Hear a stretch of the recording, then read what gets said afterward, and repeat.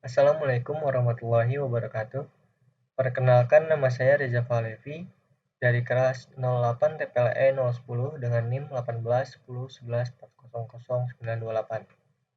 Pada kesempatan kali ini, saya akan membahas tentang unauthorized access, di mana ini adalah mata kuliah Etika Profesi Tugas Individu Pertemuan 10 dengan dosen pengampu Ibu Intan Kumalasari, Eskom Mkom. Yang pertama ada pengertian tentang unauthorized access, yakni kejahatan yang terjadi ketika seseorang memasuki atau menyusup ke dalam suatu sistem jaringan komputer secara tidak sah, tanpa izin atau tanpa sepengetahuan dari pemilik sistem jaringan komputer yang dimasukinya. Jadi suatu sistem yang bisa dimasuki tanpa dikenali itu adalah unauthorized access. Penyebab terjadinya unauthorized access, yang pertama akses internet yang tidak terbatas. Jadi siapa saja, di mana saja, kapan saja bisa dengan mudahnya mengakses suatu sistem tanpa dikenali jika security tersebut tidak memadai. Yang kedua adalah kelalaian pengguna komputer, yaitu misalnya menyimpan password secara sembarang atau enkripsi atau data-data penting lainnya. Kemudian mudah dilakukan dengan resiko keamanan yang kecil dan tidak diperlukan peralatan yang super modern. Jadi pelaku dengan mudahnya tanpa bermodalkan alat yang canggih, laptop saja dengan internet sudah bisa mencoba mengotak-atik security untuk mendapatkan unauthorized access ini. Para pelaku merupakan orang yang pada umumnya cerdas, mempunyai rasa ingin tahu besar, dan fanatik akan teknologi komputer. Pengetahuan pelaku kejahatan komputer tentang cara kerja sebuah komputer jauh di atas operator komputer.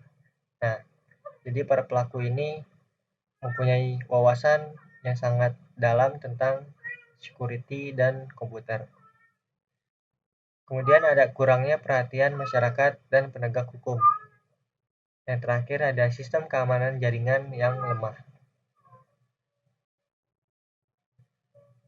Ada sebuah contoh kasus yang terjadi beberapa tahun belakangan ini, yaitu kasus kebocoran data pengguna Tokopedia.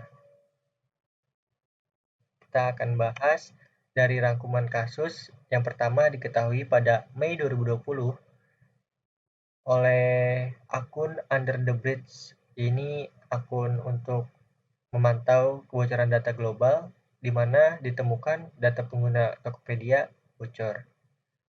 Data yang bocor berupa database dump PostgreSQL dan berisi informasi personal.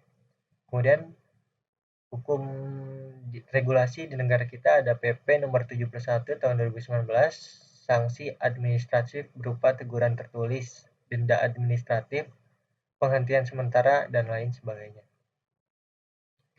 Kronologinya, Under the Bridge ini, yang akun pemantau kebocoran data global tadi, membeberkan kebocoran puluhan juta data pengguna Tokopedia. Nah, diketahui bahwa pertama kali bocor yaitu pada Mei 2020, dan pada Maret 2020 ini pertama kali datanya diambil dari si pelaku. Total 91 juta data pengguna diperjualbelikan data tersebut melalui dark web. Data tersebut berisi informasi seperti nama lengkap, email, nomor telepon, tanggal lahir, informasi profil Tokopedia, dan kata sandi akun yang telah dihash. VP of Communication Tokopedia membenarkan upaya pencurian data tersebut. Nah, namun Tokopedia memastikan informasi penting pengguna seperti kata sandi tetap berhasil dilindungi karena sudah dihash. Solusi pencegahannya, usahakan tidak pernah menggunakan password yang sama.